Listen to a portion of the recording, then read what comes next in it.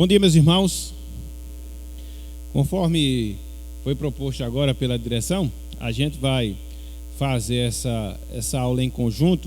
E é interessante porque o assunto, e nós iremos ver na medida que nós formos desenvolvendo, ele diz respeito à necessidade que cada um de nós temos. Nós estamos considerando aqui na classe Priscila e Áquila a lição Quão Grande És Tu. E estamos vendo justamente a pessoa de Deus, o estudo sobre a pessoa de Deus e também os seus atributos. Então hoje a gente vai se deter a um desses atributos, no caso a verdade, e aí quando a gente vai trabalhá-lo, como de fato nós iremos fazer, nós vamos perceber que se aplica a cada um de nós, quer seja aqueles mais experientes, quer sejam os mais jovens, sobretudo nesse mundo de relatividade, de mentira no qual nós vivemos. Então nada melhor do que nós considerarmos a verdade de Deus, esse atributo e as suas implicações práticas para as nossas vidas. Então, repetindo, não obstante sermos uma classe única hoje, o assunto, de certa forma, ele vai abranger a necessidade de cada um de nós. Eu vou pedir aos irmãos que abram as suas Bíblias no Salmo de número 89. Eu não vou seguir muito a sequência aqui da revista, muito embora eu vou destacar alguns pontos. Eu vou, nessa parte introdutória, ler um texto diferente deste que é proposto aqui na lição, porque ele diz respeito mais ao que nós iremos trabalhar na manhã de hoje. Salmo 89, versículos de 1 até o versículo número 8. Eu não vou ler todo esse salmo, apenas nesse trecho que faz menção várias vezes à fidelidade de Deus. E aí a gente percebe que a fidelidade de Deus, ela está diretamente relacionada à sua verdade. Por que Deus é fiel? Porque ele é verdadeiro. Se ele não fosse verdadeiro, automaticamente ele não seria fiel. Então a gente percebe que essas duas coisas, fidelidade e verdade, quando aplicadas a Deus, elas estão intimamente relacionadas. Então, vamos abrir aí, Salmo 89, repito, do versículo 1 até o versículo número 8. Assentados como os irmãos estão, acompanhem conosco a leitura. Cantarei para sempre as tuas misericórdias, ó Senhor. Os meus lábios proclamarão a todas as gerações a tua fidelidade. Pois, disse eu, a benignidade está fundada para sempre. A tua fidelidade tu a confirmará nos céus, dizendo: fiz aliança com o meu escolhido e jurei a Davi meu servo. Para sempre estabelecerei a tua posteridade e firmarei o teu trono de geração em geração. Celebram os reis as tuas maravilhas, ó Senhor, e na Assembleia dos Santos a tua fidelidade. Pois quem nos céus é comparável ao Senhor? Entre os seres celestiais, quem é semelhante ao Senhor? Deus é sobremodo tremendo na Assembleia dos Santos e temível sobre todos os que o rodeiam. Ó Senhor, Deus dos exércitos, quem é poderoso como tu és, Senhor, com a tua fidelidade ao redor de ti. Até aqui, até o versículo 8, que o Senhor nos abençoe e que Ele aplique em nossos corações a sua santa e bendita palavra. Amém. Meus irmãos, nós vamos trabalhar, conforme nós falamos, essa lição número 7. O ser de Deus, seus atributos comunicáveis. O ser de Deus, os seus atributos comunicáveis. Eu queria só repassar esse texto aqui de Efésios, capítulo 4, versículo 15, que é o texto que nós vamos recitar na parte final da nossa escola dominical, quando nós estivermos apresentando as classes. Também ele está diretamente relacionado à nossa lição na manhã de hoje. Então, se você já tem a revista, está impresso. Caso não, abram aí, Efésios 4,15, e aí nós vamos citar todos juntos a uma só voz. Carta de Paulo aos Efésios, capítulo 4, versículo número 15. Vamos lá, todos juntos, a uma só voz. Efésios 4,15. Mas, seguindo a verdade em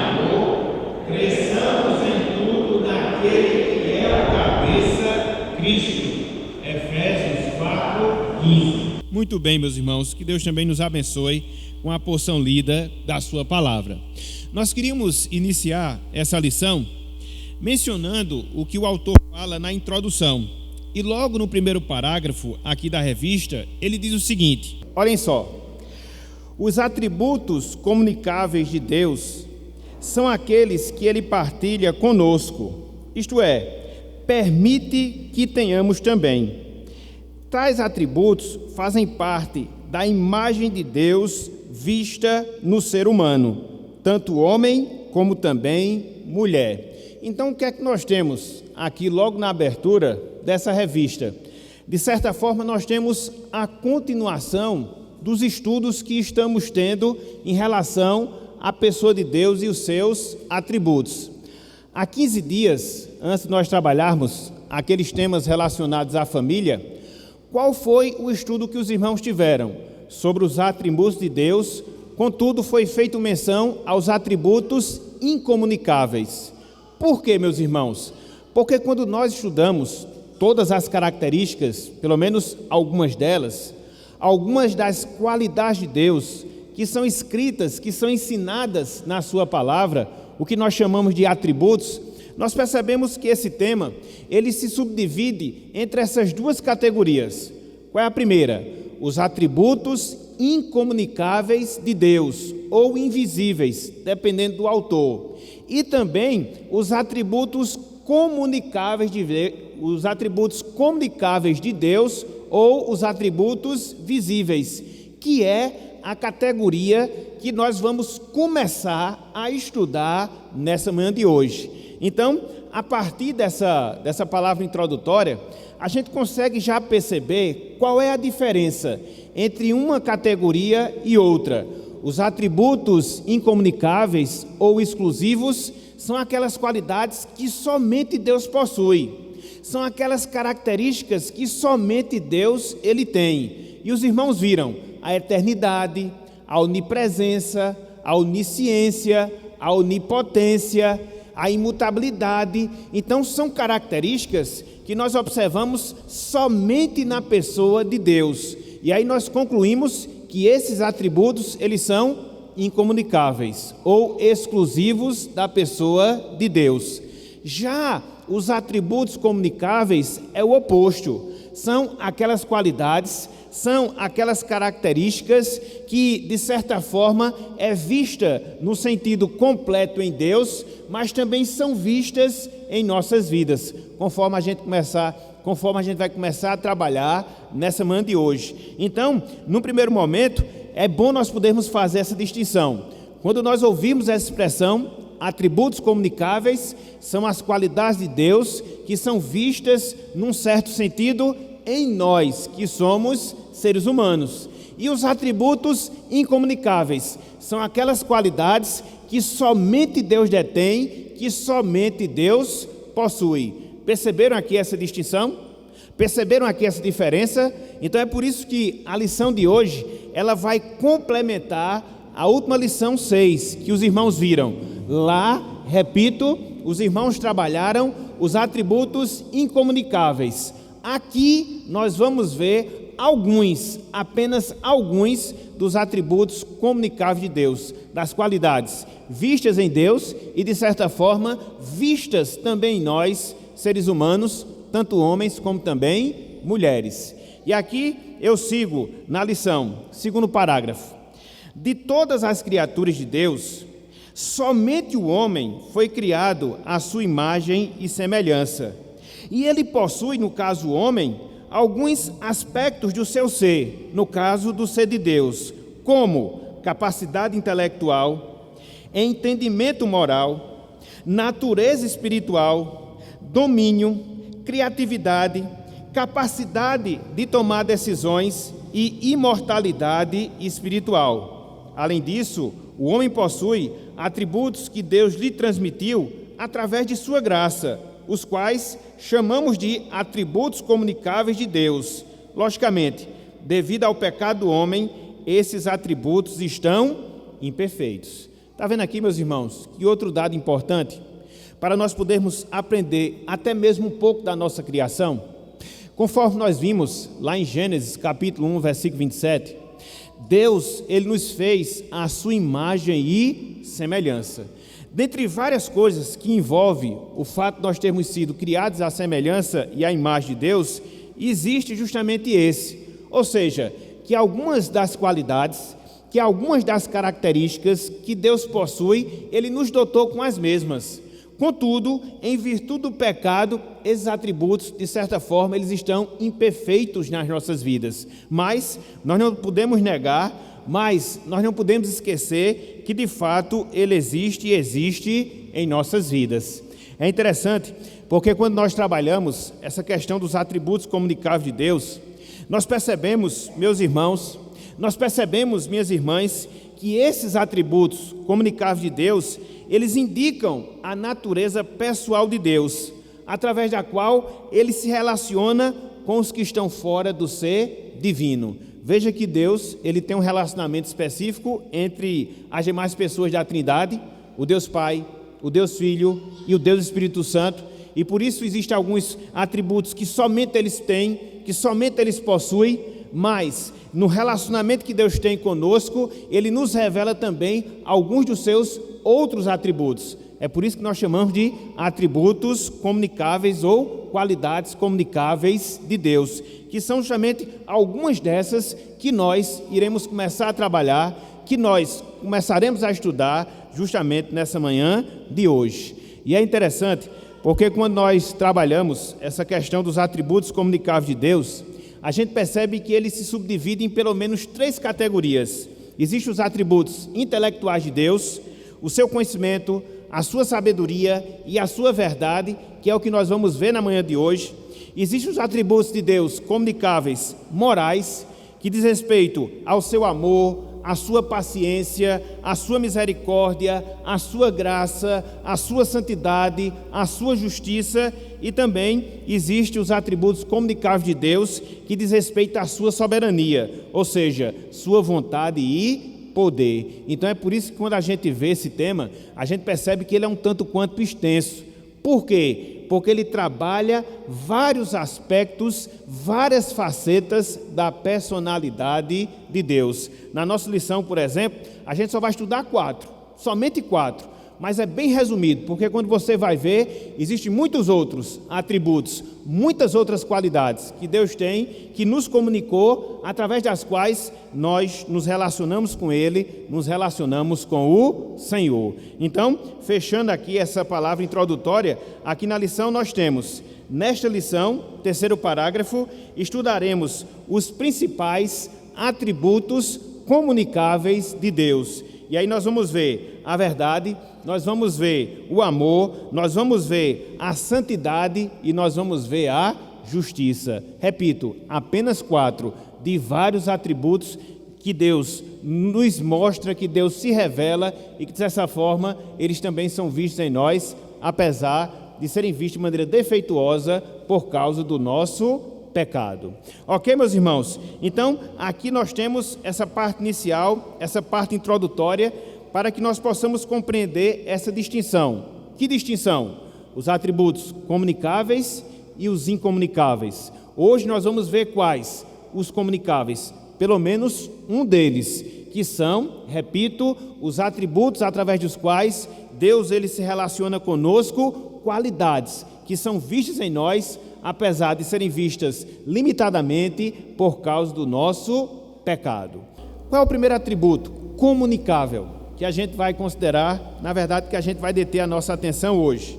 É o atributo da veracidade, ou da verdade de Deus, ou da fidelidade de Deus. Repito, alguns estudiosos da palavra veem como esses dois atributos andando junto, fidelidade e verdade. Deus ele é fiel, por quê? Porque ele é verdadeiro. Então, se ele não fosse verdadeiro, ele não seria digno de confiança. Então, há autores que misturam, fundem, vamos assim dizer, esses dois atributos, fidelidade e veracidade. Então, olha só o que o autor coloca aqui, logo na definição, na parte inicial aí do ponto 1. Ele diz: ao falarmos da veracidade como atributo de Deus, ou como um atributo de Deus, estamos afirmando que Ele, Deus, é verdadeiro quanto ao seu caráter e em todo o seu conhecimento e em todas as suas palavras, e todas as suas palavras são ao mesmo tempo a verdade e o parâmetro para se testificar se algo realmente é a verdade. O que é que a gente vê aqui, meus irmãos? O que é que a gente observa aqui, minhas irmãs, nessa definição? Que a veracidade de Deus, ela envolve 3 aspectos. Significa dizer que Deus é verdadeiro no seu caráter, significa dizer que Deus ele é verdadeiro no seu conhecimento, significa dizer que Deus ele é verdadeiro na sua palavra. Então veja como é vasta essa questão da verdade quando aplicada a Deus. Na sua pessoa, na sua personalidade em si, Deus ele é a própria essência da verdade. Mas não só isso, o conhecimento que Deus tem, ele é todo verdadeiro.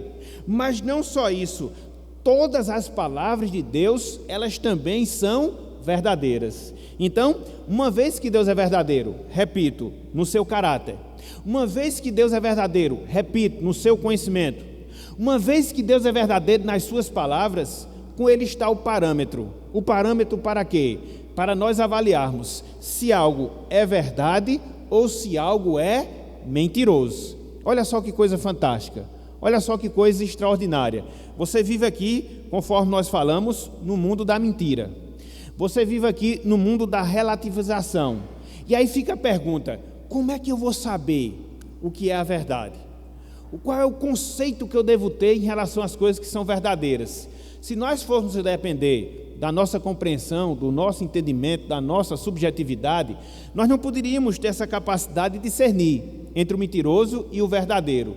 Agora, uma vez que Deus, ele é a própria verdade, no seu caráter, no seu conhecimento, na sua palavra, aquilo que ele é e aquilo que ele diz vai servir para mim.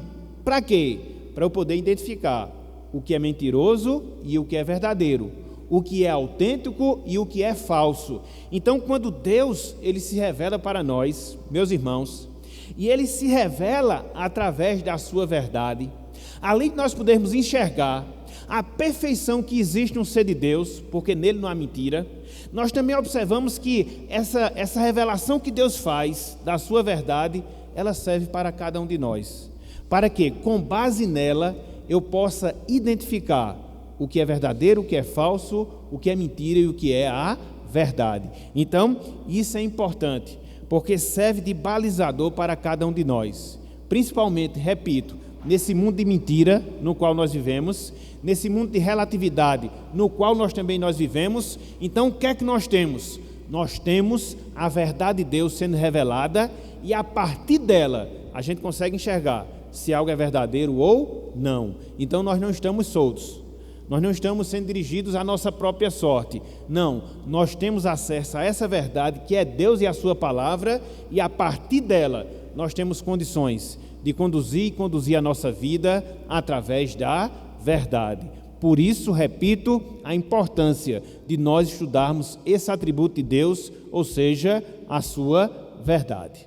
Ok, meus irmãos? Ok? Olha só, em relação a essa definição de Deus como verdadeiro, desse atributo, um grande estudioso da palavra, ele diz o seguinte, ele diz que a veracidade de Deus significa que Deus, ele é verdadeiro em todo o seu conhecimento e em todas as suas palavras. Por isso, tudo o que Deus fala, tudo o que Deus mostra, são padrões de fé verdadeiros e padrões finais. Então, se Deus é verdadeiro no seu ser, se Deus é verdadeiro nas suas palavras, então essa verdade, ela serve de padrão no qual eu devo crer, ela serve de padrão no qual eu devo seguir. Então, às vezes, a gente vê como uma coisa simples essa questão da verdade de Deus, mas não é. Porque quando a gente aprofunda esse questionamento e que a gente o enxerga como Deus verdadeiro, o que é que isso vai gerar na nossa vida? Que tudo aquilo que Ele fala, eu posso crer, é o meu padrão de fé. Tudo aquilo que Ele me ordena, eu devo seguir, é o meu padrão de conduta. Então, tudo isso flui de onde? Flui do fato de Deus Ele ser verdadeiro. Se Ele fosse um Deus falso, Se ele fosse um Deus mentiroso, então aquilo que ele falasse para mim, eu não teria necessidade de crer. Aquilo que ele me ordenasse a fazer, eu não teria necessidade de cumprir. Mas uma vez que isso não é verdade, muito pelo contrário, então aquilo que Deus fala, naquilo que ele se revela, eu posso crer, eu devo seguir. Por quê? Porque é a essência da verdade. E é interessante, meus irmãos, porque quando nós olhamos a palavra de Deus, nós percebemos que Deus, ele é a essência de toda a verdade. Deus, ele é a essência de toda a verdade. Abram aí, Números capítulo 23, versículo 19. É por isso que não existe essa questão de uma verdade. Não, nós temos a verdade. E quem é a verdade? Deus. E quem é a verdade? A palavra de Deus. Então não é mais uma, é a, só existe ela. As demais podem partir dela, mas ela é a essência de toda a verdade. O que é que nos diz aí? Olha só, Números 23, 19. Olha só. Deus não é homem para que minta, nem filho de homem para que se arrependa. Porventura, tendo ele prometido, não o fará? Ou, tendo falado, não o cumprirá? Então, Deus, ele não mente, meus irmãos, porque ele não é um ser humano como nós. Nós mentimos. Muitas vezes nós faltamos com a verdade. Mas Deus, ele é a essência de toda a verdade. Se você tirar esse atributo de Deus da verdade, ele deixa de ser Deus. E ele só é Deus porque ele é o Deus verdadeiro. No seu caráter, repito, na sua personalidade, no seu conhecimento, na sua palavra. Então, quando nós olhamos para Deus, quando nós contemplamos a Deus, uma das coisas que nós devemos enxergar é o quê? Que ele é a própria essência da verdade. E aí você pode crer. E aí você pode obedecer. Se ele está prometendo, ele vai cumprir. Se ele está lhe ordenando, é porque isso é bom para a sua vida. Mesmo que no primeiro momento você não venha compreender, mesmo que no primeiro instante você não venha a aceitar. Mas uma vez que você tem essa percepção, uma vez que você tem esse entendimento da verdade de Deus, fica muito mais fácil, meus irmãos, fica muito mais fácil, minhas irmãs, de nós atentarmos para a verdade de Deus, de confiarmos nessa verdade e de seguirmos essa verdade, porque ao seguirmos, nós estamos andando no caminho seguro. Porque é uma coisa muito ruim, meus irmãos, é uma coisa muito ruim, minhas irmãs, você está fazendo alguma coisa sem ter certeza se aquilo é verdade ou não. Você sempre fica com a dúvida na sua mente, você sempre fica com a dúvida no seu coração: será que isso é certo? Será que isso vai dar certo? Será que isso é bom para mim? Então, quando você não tem essa ciência de que algo está ali e que flui de Deus, que é a sua verdade, essa certeza ela acaba prevalecendo na sua vida. Por isso que quando nós temos essa compreensão acerca de Deus, da sua verdade, isso nos tranquiliza, isso nos consola, porque nós estamos andando em um terreno fixo, em um terreno sólido, e não nas dúvidas, nas incertezas, nos erros, nos enganos, não, em absoluto. A palavra de Deus diz aqui: Deus, ele não é filho do homem para que minta, está na sua essência ser verdadeiro, está na sua essência ser a própria verdade. Um grande autor sagrado, em relação a essa questão da verdade de Deus, ele diz o seguinte, olha só que declaração interessante, olha só, em relação a Deus, ele disse: se ele Deus fizer alguma coisa que não corresponde à verdade, ele Deus nega a si mesmo, deixando de ser o que é. Olha só que coisa interessante, se ele Deus fizer alguma coisa que não corresponde à verdade, ele nega a si mesmo, deixando de ser o que ele é. Então, se Deus promete, ele vai cumprir. Se Deus fala, é porque aquilo é bom. Porque se não fosse, Deus estaria negando a si mesmo. Se não fosse, Deus estaria deixando de ser Deus. Porque, em essência, ele é a verdade. Não foi isso que Cristo falou, meus irmãos? Vamos abrir aí, João capítulo 14, versículo 6. próprio Cristo, ele reverberou essa verdade no seu ministério. Uma vez que ele era Deus, ele se arroga também no sentido de ser a verdade, João 14,6, texto conhecido nosso. Olha só o que Cristo disse aqui, ó. Eu sou o caminho e a verdade, seguindo, e a vida. Ninguém vem ao Pai senão por mim. O que é que eu queria chamar a atenção? Cristo não é uma verdade, ou mais uma verdade. Ele é o que? A verdade. Não existe outra verdade além dele. Não existe outra verdade além de Deus. Mas nós podemos ter os nossos conceitos filosóficos, de sabedoria e assim sucessivamente. Sim, mas isso não é a verdade. Em algum sentido, se refletir a verdade de Deus, pode até ser uma coisa certa. Mas entre os meus conceitos, os meus pensamentos, as minhas ideias, vai prevalecer uma, ou seja, a verdade de Deus. E foi por isso que Cristo disse, eu sou a verdade. Então, se você quiser se pautar no caminho correto, você tem que seguir a minha palavra. Se você quiser crer naquilo que é verdadeiro, você tem que crer nas minhas palavras. Por quê? Porque eu sou a verdade. É interessante, meus irmãos, porque quando Jesus Cristo, ele veio aqui à terra, quando Jesus Cristo, ele se encarnou, um dos objetivos da sua encarnação era revelar Deus. E uma vez que Cristo, ele revelou Deus, na verdade, ele revelou a própria verdade de Deus. Olha só o que João fala lá no seu Evangelho, capítulo 1, versículo 14. João, Evangelho de João, capítulo 1, versículo 14. É por isso que Cristo disse que ele é a verdade, porque ele fornece a revelação de Deus. Se Deus é verdadeiro, Cristo também é, porque ele revela Deus. Por isso ele disse, eu sou a verdade. Entendeu? Cristo se opõe à mentira, Cristo esclarece aquilo que estava oculto, por isso ele disse, eu sou a verdade. João, capítulo 1, versículo 14. Eu acho esse texto fantástico, porque ele nos ensina justamente essa ligação que há entre a encarnação, a revelação de Deus em Cristo, consequentemente os atributos de Deus, no caso aqui, a verdade. Olha só, João, capítulo 1, versículo 14. Olha só. E o verbo, que verbo é esse? O verbo que estava desde toda a eternidade com Deus.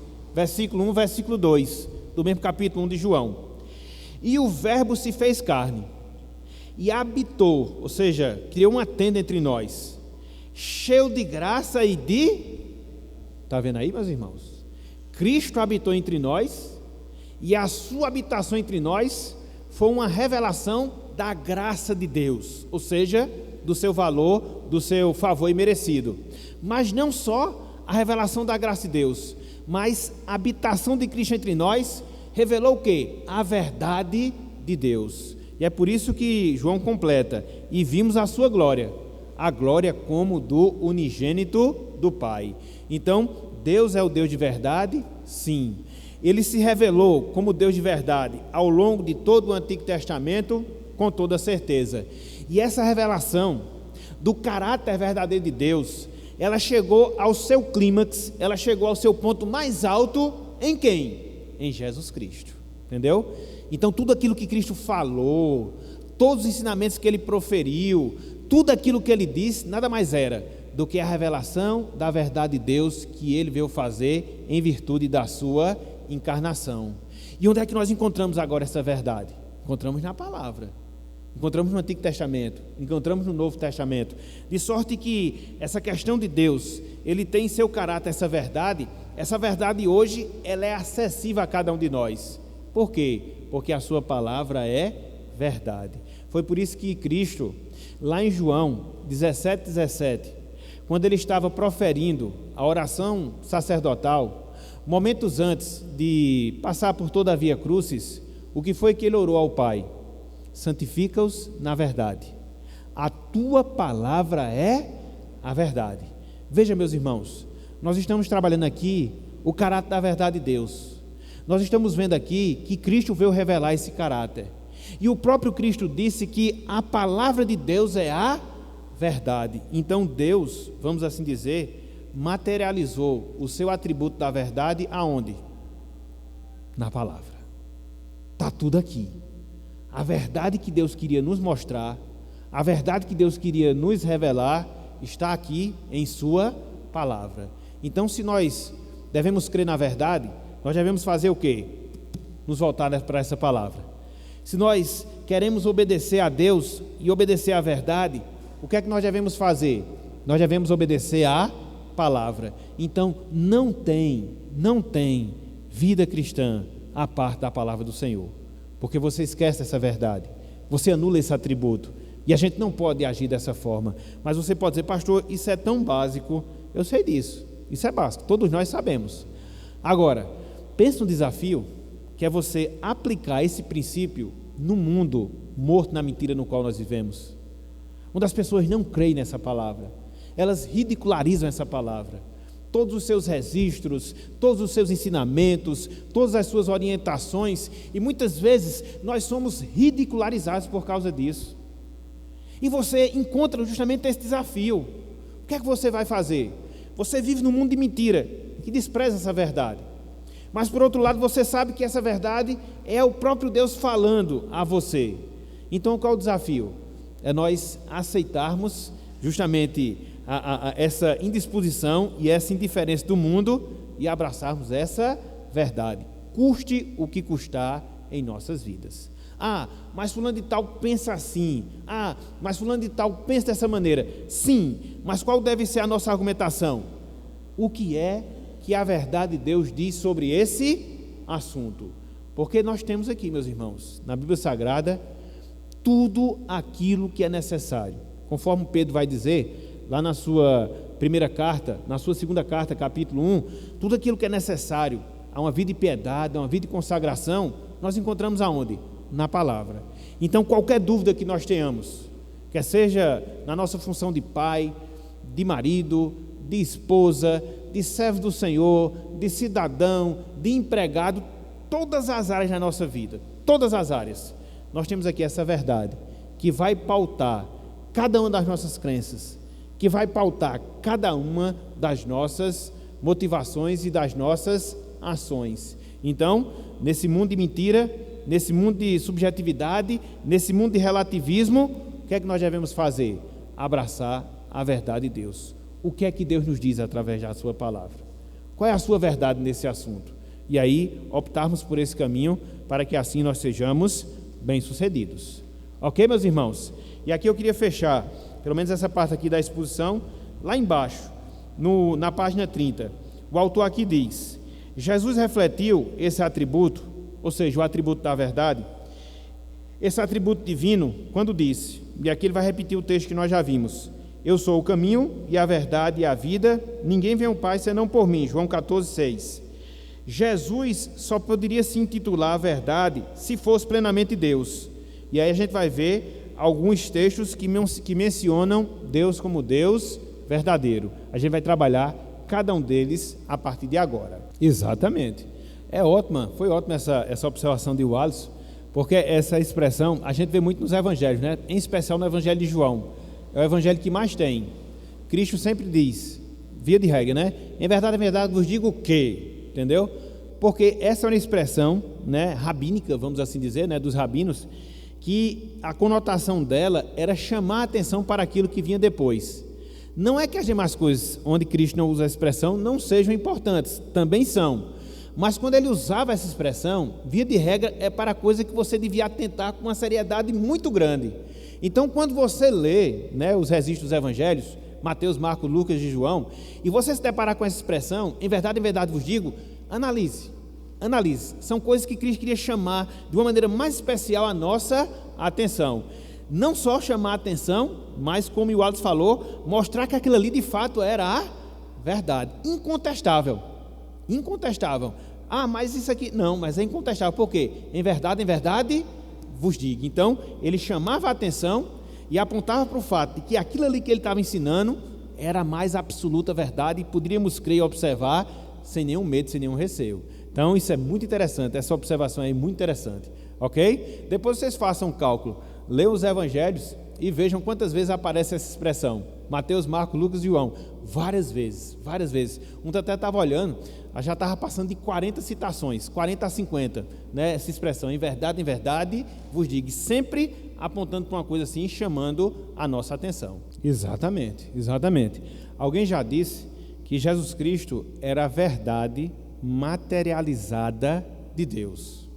A verdade materializada de Deus. Então, Deus é tão verdadeiro e o seu atributo, ele é tão infinito, mas em Cristo a gente conseguiu ter um vislumbre concreto do que seja a verdade. É por isso que ele usa, né?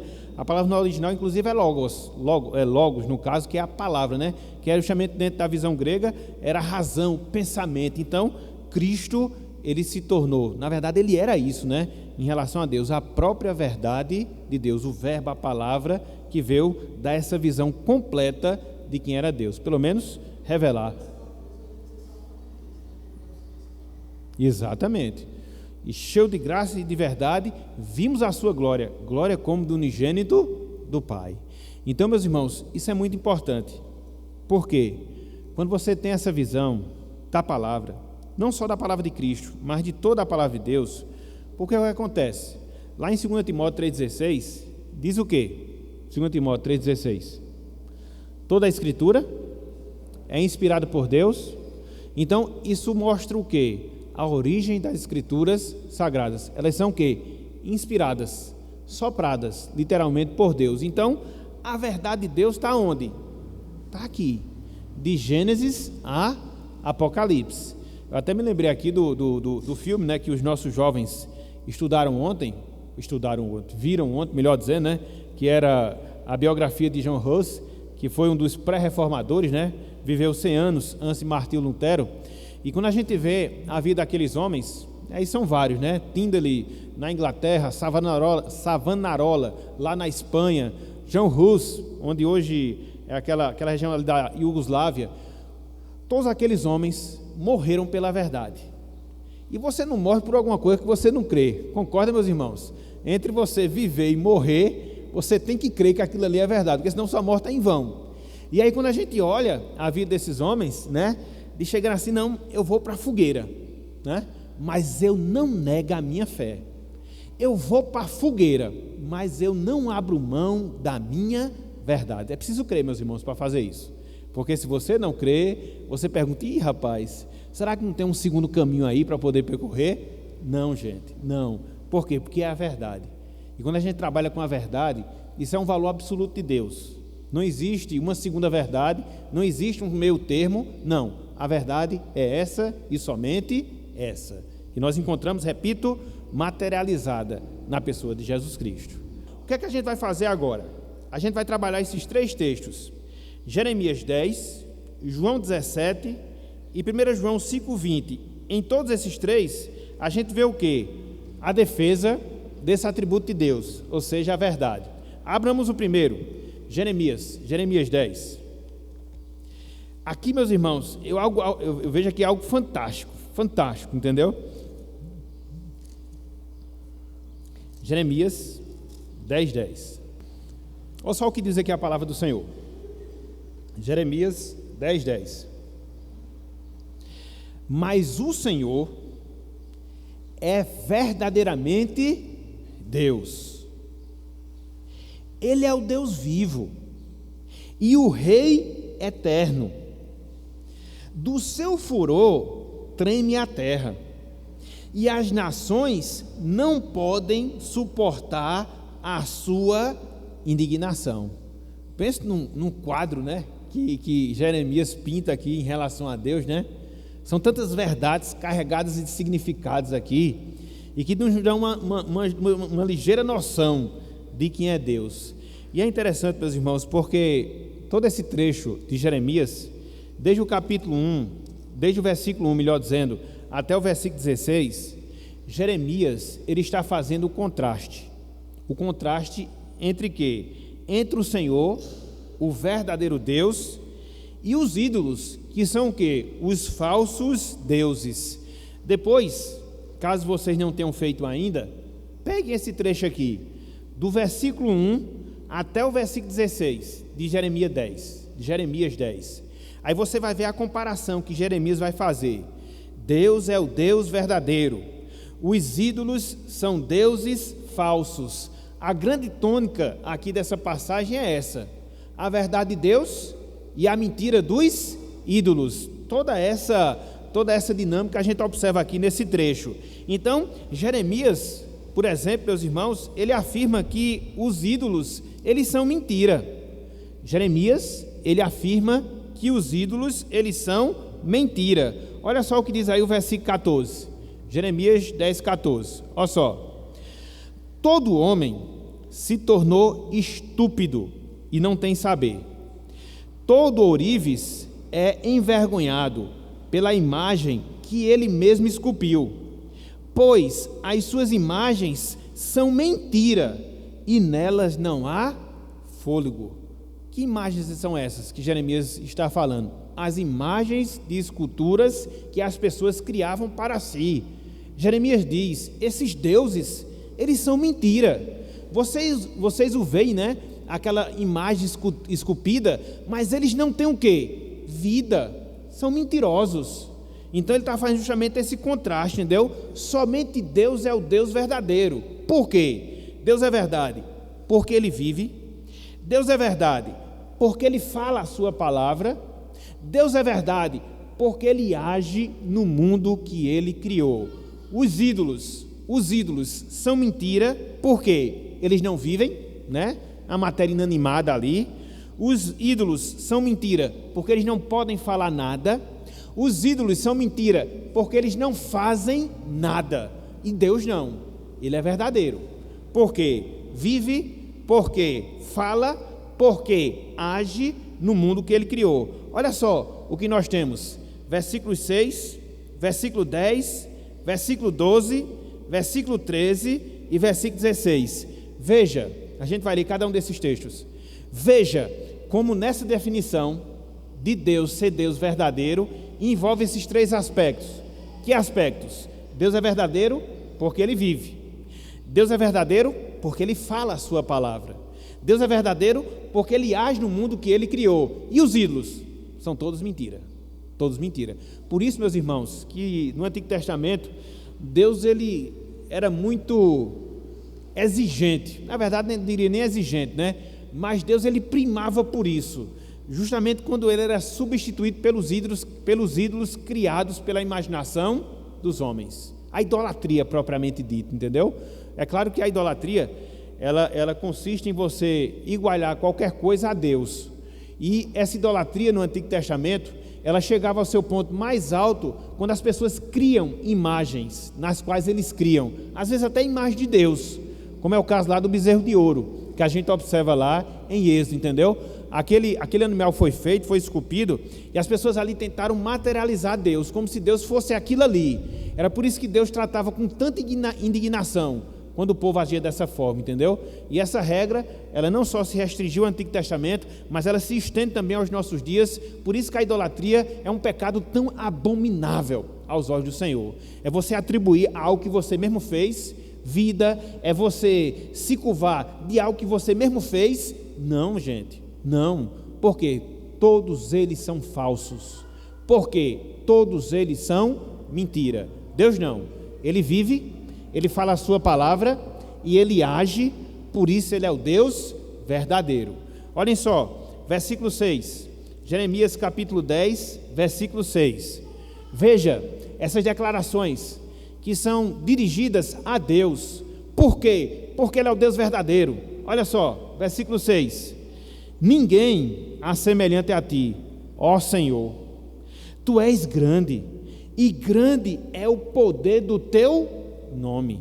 Quem tem poder age. Deus tem poder, ele age no mundo que ele criou. Por isso ele é verdadeiro. Segue-se, versículo 10. Olha só. Mas o Senhor, a gente até já viu, é verdadeiramente Deus. Ele é o Deus o quê? Vivo. É diferente das imagens esculpidas. São deuses mortos. Deuses mortos, entendeu? Ele é o Deus vivo e o Rei eterno. Quem é rei é soberano. Quem é soberano age no mundo que criou, ou seja, onde ele exerce o seu domínio. Do seu furor treme a terra, e as nações não podem suportar a sua indignação, porque quando Deus age com ira, Ele age, Ele trabalha, Ele não é um Deus estático, não, Ele está agindo na sua criação, por isso Ele é o Deus verdadeiro. E mais, versículos 13, olha só, versículo 12, melhor dizendo, versículo 12, olha só, o Senhor fez a terra pelo seu poder, está vendo aqui, Deus Ele age, e estabeleceu o mundo por sua sabedoria, e com a sua inteligência estendeu os céus. Onde é que um ídolo pode fazer isso? Faça uma imagem de escultura, na verdade até uma contradição, né? Porque a imagem de escultura, para ela existir, alguém tem que fazer. Deus não, Ele faz. Percebe a incoerência? Olha só que insolência, meus irmãos.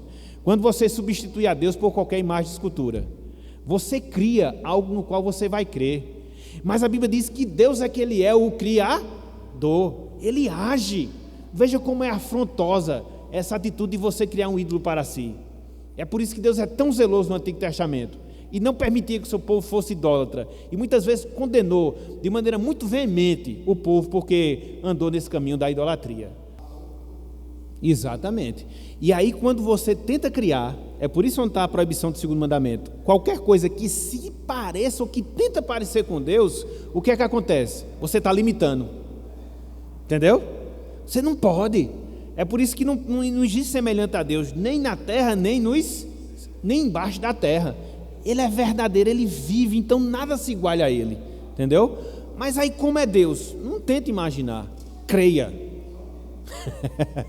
Somente creia, até porque Deus não tem imagem definida, Ele é Espírito, então o seu ser abrange toda a criação, por isso que Ele é imanente, e Ele está acima de toda a sua criação, Ele é transcendente. O nosso Deus é inigualável. Meus irmãos, se nós tivéssemos uma visão mais clara de Deus, entendeu?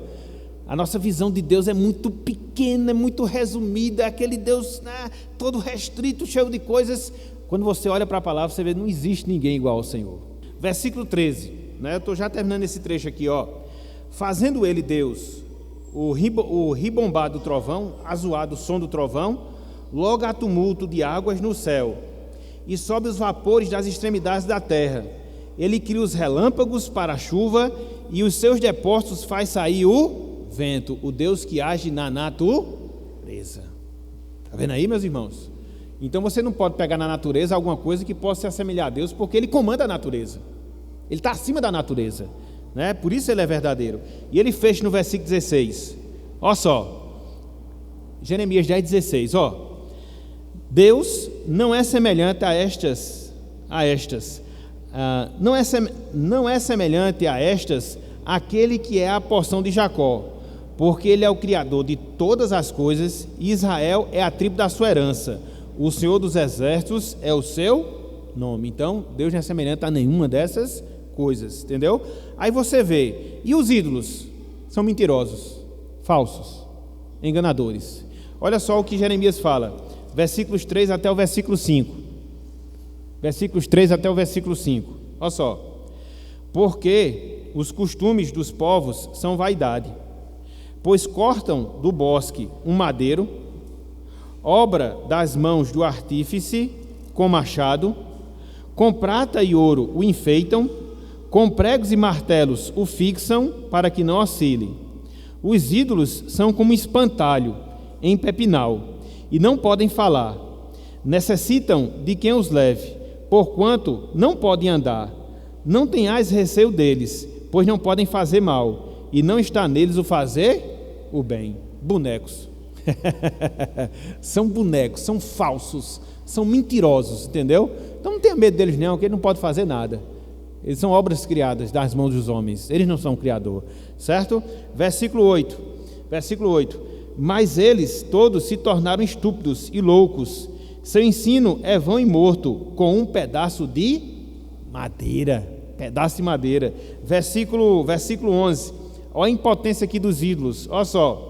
Assim lhes direis, os deuses que não fizeram os céus e a terra desaparecerão da terra, e de debaixo destes céus, os deuses que não fizeram os céus. Eles são impotentes, eles são falsos e eles são impotentes. Então, O que é que a gente aprende aqui dessa passagem de Jeremias em relação a esse atributo da veracidade de Deus? Deus é verdadeiro. Eita! Deus é verdadeiro por quê? Porque Ele vive, porque Ele fala, porque Ele age. Os ídolos são mentira, porque não fazem nada. Ok? Vamos seguir, para ver se dá tempo da gente terminar esse atributo hoje, certo? João 17:3. Abram aí, por favor. João 17:3. Vai dar tempo, a gente dá uma andadazinha aqui e a gente consegue vencer. Onde é que nós estamos aqui? Na oração sacerdotal, né? Mais uma vez, né? Cristo está introduzindo sua oração sacerdotal, e aqui ele vai falar uma coisa bem interessante, mostrando essa questão do atributo que ele tem. Ele e Deus, olha só, as duas pessoas da Trindade. Até porque Cristo e Deus, eles compõem a Santíssima Trindade. O que é que diz aí? João 17:3, olha só. A vida eterna consiste em quê? Em que nós conheçamos a Deus. Quem é esse Deus? Ele é o Deus único. Ele é o Deus o quê? Verdadeiro. Como Deus único, o que é que a Bíblia fala? Abram aí, Deuteronômio 6:4. Veja que Deus é o Deus único. Deus é o Deus único. Deuteronômio capítulo 6, versículo 4. Deuteronômio capítulo 6, versículo 4. Olha só. Ouve Israel, o Senhor nosso Deus, Ele é o único Senhor, não tem outro. E a vida eterna consiste nisso, em você reconhecer que não existe um outro Deus, só existe um. E além dele ser único, conforme Cristo ora aqui, ele também é o quê? Verdadeiro. Por quê? A gente volta àquela definição que a gente viu. Porque ele vive, porque ele fala a sua palavra e porque ele age no mundo que ele criou, entendeu? Então, a vida eterna consiste nisso, em você ter esse conhecimento de Deus como Deus único e de Deus como Deus verdadeiro. Não só ele, mas também Jesus Cristo, né? Que é o que Jesus Cristo fala aqui, entendeu? Ele atribui não só a Deus, mas também a ele mesmo. Então, Deus é o Deus verdadeiro, ok? A vida eterna consiste nisso. Se você não tiver essa crença de que Deus é esse Deus verdadeiro, se você não reconhecer esse atributo de fato, de verdade, você não desfruta da vida eterna. É por isso que os idólatras, eles não experimentam ainda a salvação. Por quê? Eles têm outros deuses que, na pior das hipóteses, competem com Deus, né? Tem os intercessores, tem aquelas pessoas nas quais eles criam, entendeu? Então, enquanto a pessoa não se desvencilha, não se separa desse pensamento, ela não experimenta ainda da salvação, ok? A salvação consiste nisso, em abandonar a idolatria, os falsos deuses e reconhecer o Deus como Deus verdadeiro e único. Aqui sim, você chega no ponto em si da salvação. Aqui no caso, vamos partir logo da verdade, né, para a gente pegar nos dobramentos. Eu não vi todo o contexto aqui do capítulo 11, mas pelo que eu estou vendo aqui, ele está fazendo menção ao povo da aliança no Antigo Testamento, que haviam quebrado a aliança. E dentre várias formas que eles quebraram a aliança, foi justamente o de seguir a outros deuses e cometer o pecado da idolatria. E por isso, Deus iria puni-los. Tanto é que Jeremias, ele viveu esse período antes do cativeiro e viveu o período do próprio cativeiro. Ele foi o profeta que vivenciou esses dois estágios. Ele pré-anunciou o julgamento divino que viria sobre a nação, pelo fato de eles terem sido idólatras, e também experimentou o castigo de Deus realmente na vida do seu povo. Então, nesse contexto, Deus está dando essa ordem a Jeremias. Por quê? Porque ele já havia determinado que iria punir o seu povo. Por quê? O seu povo havia desobedecido a sua palavra. Iriam passar 70 anos no cativeiro, até a gente viu aqui quarta-feira passada, e depois eles iriam retornar. Então, nesse caso aqui específico, há essa proibição de Jeremias não orar por esse povo, porque já estava determinado. O quê? Que Deus iria puni-los. É nesse sentido aqui, entendeu? É nesse sentido aqui. Então, há algumas outras recomendações de pedidos pelos quais a gente não deve fazer, né? Acho que lá em João a gente fala um pouco disso, mas nesse caso aqui específico, é porque já havia tido o decreto divino da punição e eles teriam que passar por esse momento. Então, não adiantava pedir não, porque Deus não iria socorrê-los, eles teriam que passar por essa punição. Apostasia, está vendo aí? Apostasia. Então, existem determinadas pessoas que você vê mesmo que vivem na apostasia, receber a verdade, receber a verdade, receber a verdade, e ficam insultando Deus, ficam blasfemando o seu nome, ridicularizando o Evangelho. Então, entrega aquela vida ali a Deus, para que Deus faça dela o que melhor lhe parecer, entendeu?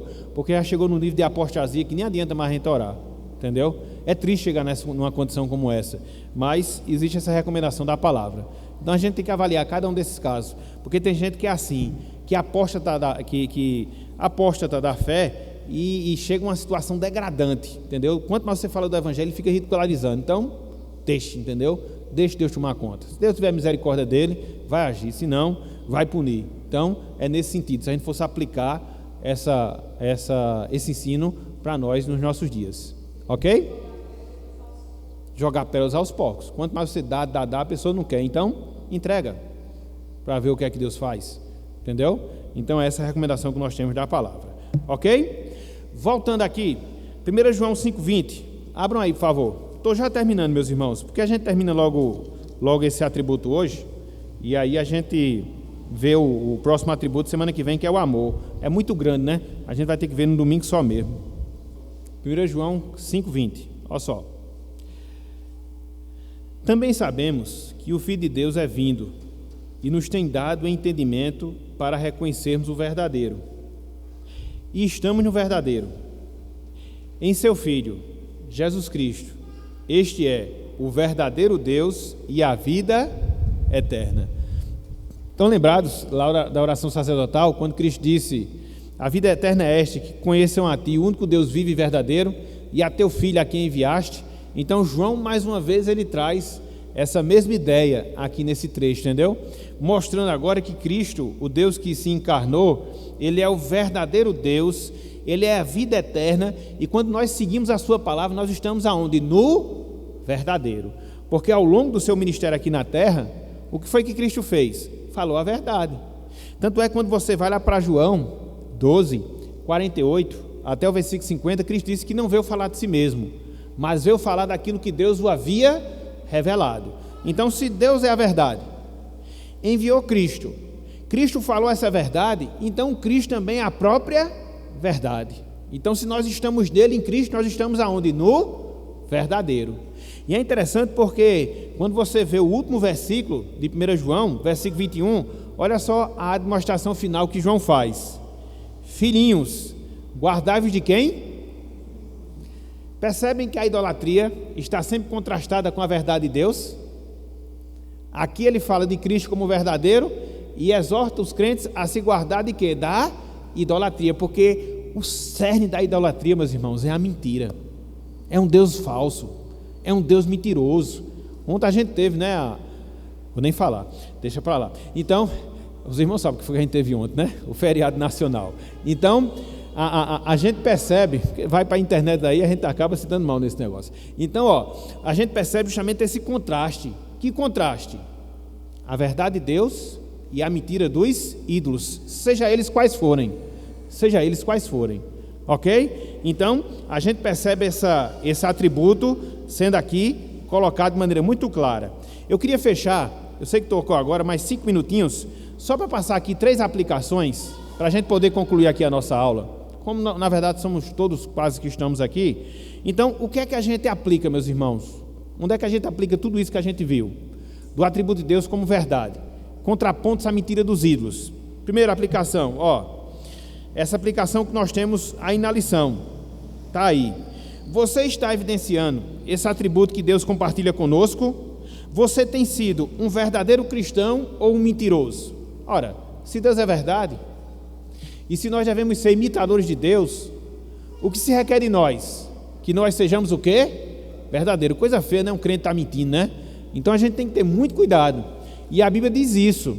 Olha só o que fala, olha só o que Paulo fala, lá em Efésios 4,15. Efésios 4,25, melhor dizendo. Efésios 4,25. Veja se não é requerido isso de nós. Requerido o quê? Que nós falemos, que nós nos pautemos pela verdade. E isso é um complicador, meus irmãos, porque hoje, por exemplo, nesse mundo de fake news que a gente vive, quando você passa uma informação que não é verdade, você está mentindo, viu? Então tenha cuidado quando você vai repassar alguma coisa, cheque para saber se é verdade, Porque às vezes, não, porque eu recebi, eu repassei. Não, você recebe algo, vê se aquilo é verdadeiro, se for, passe. Se não for, não passe. Por quê? Senão você vai estar mentindo. E olha só o que a Bíblia fala, ensina para cada um de nós. Efésios, melhor dizendo, capítulo 4, versículo 25. Olha só, a orientação de Paulo, ó.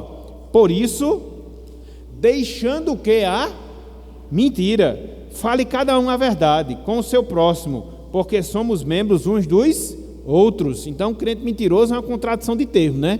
Se você é filho de Deus, se Deus é verdade, obrigatoriamente você tem que falar apenas a verdade. É a aplicação que a gente tem. Segunda, que nós devemos fazer da palavra de Deus o parâmetro. Para quê? Para distinguirmos entre o falso e o verdadeiro. Então, qualquer dúvida, meus irmãos, que você tiver, qualquer incerteza que porventura venha permear a sua mente, para onde é que você deve se dirigir para tirar a sua dúvida? Para a verdade da palavra. Não vá atrás de profetas, de profetisas, de revelações, de filosofias, de sentimentos ou de quaisquer outras coisas. Não, se paute sempre pela verdade da palavra de Deus. Muito bem, muito bem. Se paute sempre pela verdade da palavra de Deus. E aí, em terceiro lugar, nós devemos seguir na verdade de Deus, não deixando que nada, não deixando que ninguém nos afaste dela. É o que Paulo fala justamente aqui, em Efésios 4,15. Mas, seguindo a verdade em amor, cresçamos em tudo naquele que é o cabeça, Cristo. Siga a verdade. Pode até ser custoso. Siga a verdade. Pode até ser sofrível. Siga a verdade. Porque não tem coisa melhor, meus irmãos, do que nós estarmos alicerçados na verdade. Pode vir o mundo contra você. Pode você passar pela incompreensão que for, mas quando você tem aquela convicção de que está fazendo a verdade, aquilo traz uma tranquilidade, aquilo traz uma paz no seu coração, que cai o mundo sobre sua cabeça, mas você vai estar de pé, porque você vai estar alicerçado na verdade. Deus é verdadeiro e nós também devemos nos alicerçar na sua verdade. Às vezes dá trabalho, meus irmãos, às vezes contraria a nossa vontade, mas é melhor seguir a verdade da palavra, entendeu? Que às vezes a gente quer uma desculpa, né? Quer um argumento para forçar algo que a gente quer, que não está sendo ensinado na palavra, aí a gente vai à procura das pessoas. Não, a Bíblia diz isso, mas eu vou procurar fulano de tal para ouvir o que é que ele tem a dizer. Olha, não tem mais o que você procurar, entendeu? Se a Bíblia diz aquilo, é aquilo mesmo, não adianta. Se você for pegar a palavra de outra pessoa, que você já tem o ensinamento da palavra, e se porventura o conselho dela se chocar com isso, você está chocando com a própria palavra. Não adianta. É mais fácil a gente clamar por graça, misericórdia e pedir que Deus nos faça sujeitar a sua palavra. É a verdade de Deus, o Deus da verdade. A gente não sabe os planos de Deus, né? Hoje você pode estar agarrado na idolatria e amanhã você pode ser uma nova criatura em Cristo Jesus. O que é que a gente deve fazer? Continuar orando, tendo a oportunidade, testemunhando e partindo sendo do pressuposto que a salvação é individual. Cada um dará conta de si mesmo diante de Deus. Então, qual a nossa obrigação? Orar, testemunhar e ver o que é que Deus quer com todo esse processo. Na verdade, tranquiliza mais o nosso coração e a gente fica mais confortado. Certo, gente? Então vamos fechar por aqui hoje. A gente terminou hoje o atributo da verdade. O texto, Efésios 4,15. Mas seguindo a verdade e amor. Todo mundo junto, a uma só voz, para a gente encerrar mesmo, ok? Todos juntos, a uma só voz. Mas seguindo a verdade e amor, cresçamos em tudo naquele que é a cabeça, Cristo. Efésios 4:15. Muito bem, meus irmãos, que Deus nos abençoe e aplique a sua palavra em nossos corações. Amém.